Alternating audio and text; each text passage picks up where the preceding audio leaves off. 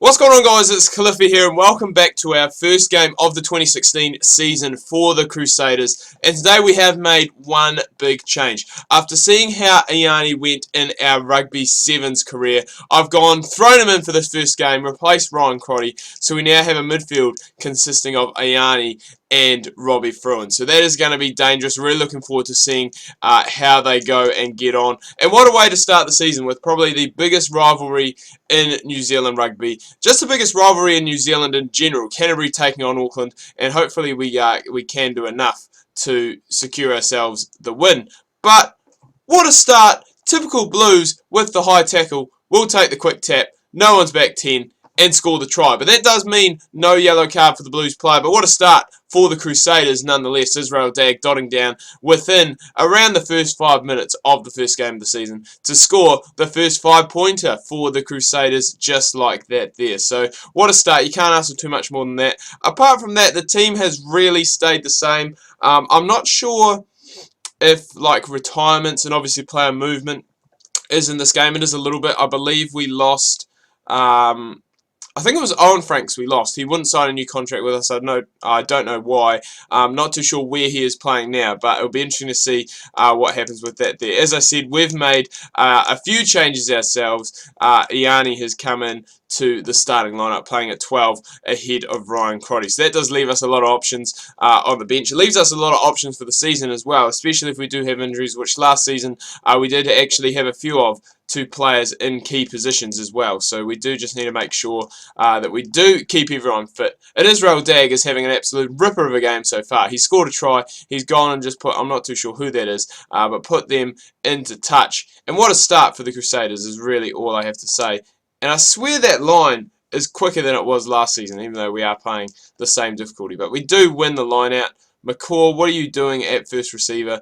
I did kind of want to kick the ball, but that's a little bit of a silly mistake. Possibly could have been a turnover, but we do manage to get there in the end. Can he only kick? Oh, he's not bad. That's alright. He's looking good as our new future number 12. It's just hard because, you know, you want to play... Crotty is a good player and a hard player to leave out because he's a guy who does the basics very well. You know, isn't as flashy maybe as Fruin and Iani. You know, he's not going to make as many tackle busts or as many big tackles, but he does do the basics well, and that's something that, you know, you do need to weigh up against the guys that are a little bit more explosive. And I think this first game of the season we did want to go and get off to the right start. That is why we have gone and chosen him there. But the Blues actually not playing bad rugby, which is very strange because... You know, the Blues normally, well, the past, I'd say, 3 or 4 years aren't really the dominant force that they have been. And I know that may sound a little bit biased coming from a Canterbury supporter, but, you know, the Blues used to be the top team in New Zealand rugby. They used to have all these All Blacks. Nowadays, nowhere near as many. Oh, my God. This is going to be a try. I picked it. I bloody picked it. I knew it was going to be a try. Just poor defence. I was falling all over the ground, falling everywhere. Sam Whitelock hangs his head high. I don't think Sam Whitelock has actually done anything in this game so far. Ben Lamb gets a try. That's who Dagg put into touch before. And the Blues now kicking for the... Well, I wouldn't say the lead, but they're kicking to stay in touch and actually stay even now. And so after 25, we do see the score locked at 7 apiece, which is exactly what we want to see. Now that we've gone through, I guess, all that pre-season stuff and all that stuff, I guess, to do with this career mode, we can now go and talk about the other topics that are hot on the agenda right now. I'm not too sure what that was an advantage for. Obviously a forward pass, but it didn't look forward to me from Jimmy Cowan. But we will take it nonetheless. But things that are hot on the agenda, Investec Rugby Championship starts in, I'm just trying to think what the date is today. Today is the 9th.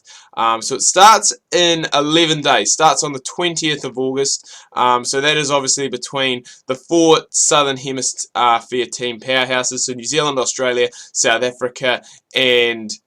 Oh, ref, another high tackle. He's got to go, surely. He has got to go. That's the second one in the space of half an hour. No card from the referee.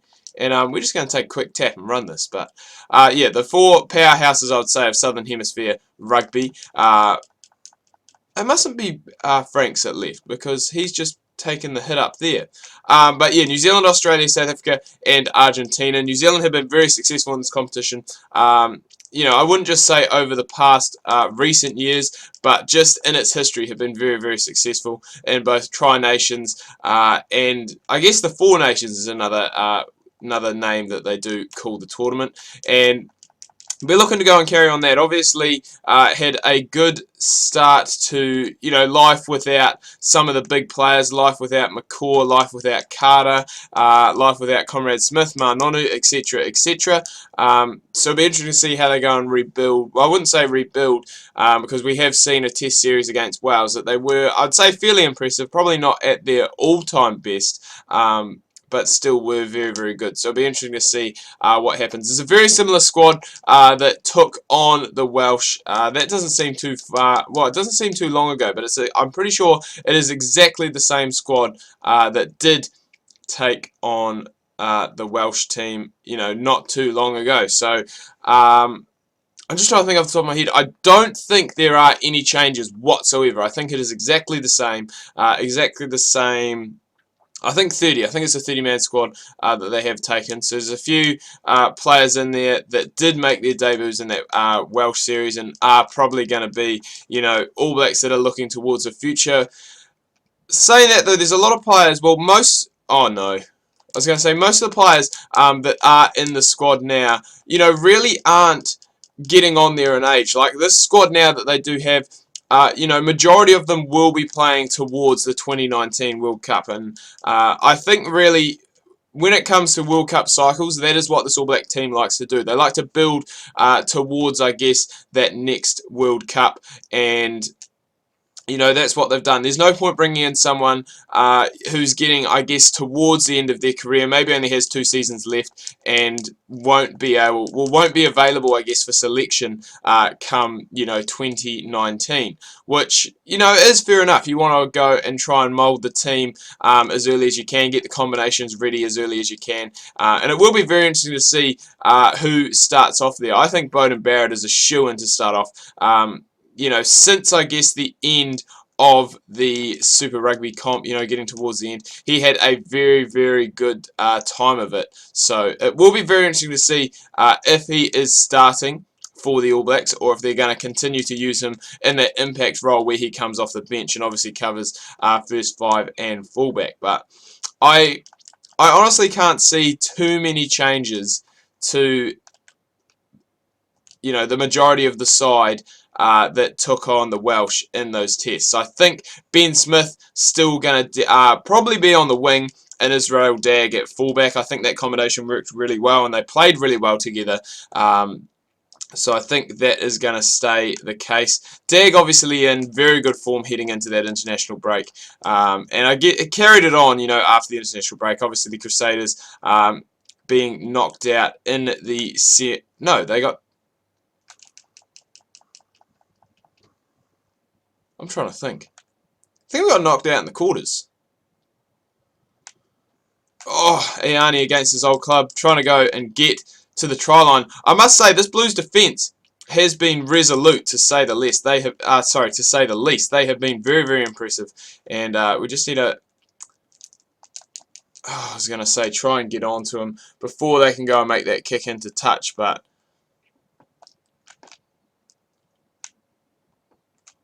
That's an incorrect false line out because I'm pretty sure it didn't go 5 metres, and I think you do have to go the 5 metres for it to constitute a line out. But that's alright, we will carry on. And possibly shouldn't have taken the quick line out, as now the Blues are away on the break and we need to get the ball back in our hands. There is only 16 minutes left to go now, so time definitely against our side. And I was thinking that this game against the Blues was going to be a walk in the park, but it has been a very, very solid game and a good hard test for us heading into the first game of the season. So I've done talking about the Investec Rugby Championship. I've talked about that basically for the whole second half. Another thing that is happening that will be known to most New Zealanders is that the Mitre 10 Cup, formerly known as the ITM Cup, is coming back. That starts in, I think, 9 days, starts on the 18th, which will be a Thursday.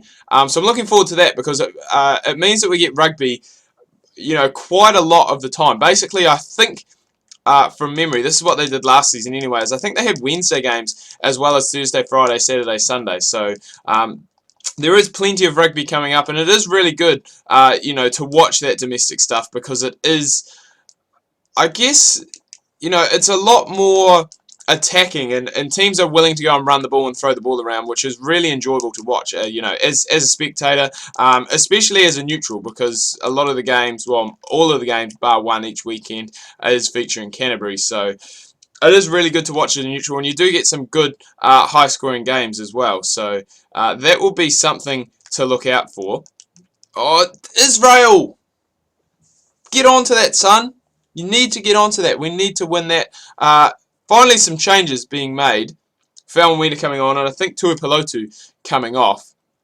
But yeah, so I'm really looking forward to that. Hopefully, Canterbury. I don't think they won it last year, and I think before last year, Canterbury had won. I believe it was 7 in a row when it came to the domestic rugby comp. So I'm just trying to think who did win it last year. It was someone like Bay of Plenty rings a bell, or someone like that. And I think, oh, what a tackle from Colin Slade! What a tackle to keep it even. And things are looking as though it possibly is going to end in a draw here. We are heading into the final play. So hopefully, I was going to say, as we look to run it out from our own end goal area, we just need to make sure that we don't lose possession. Joe Moody, what are you doing on the wing, son? How you've kept that in, I do not know. That's great work.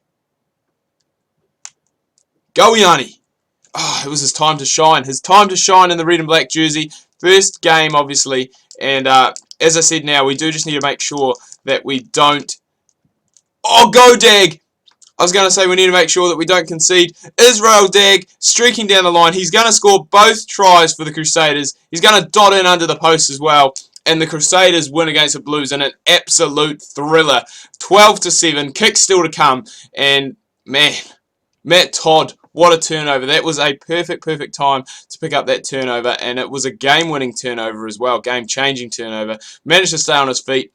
Got the ball out to Israel Dag, and he was away. No one was catching him once he was through. Crusaders win, as I said, in a nail-biter, 14-7, and we will definitely take that to go and kick off our season. Anyway, guys, I'm going to wrap things up here. Do hope you've enjoyed this video. If you have, please remember to leave a like. If you are new, please do subscribe.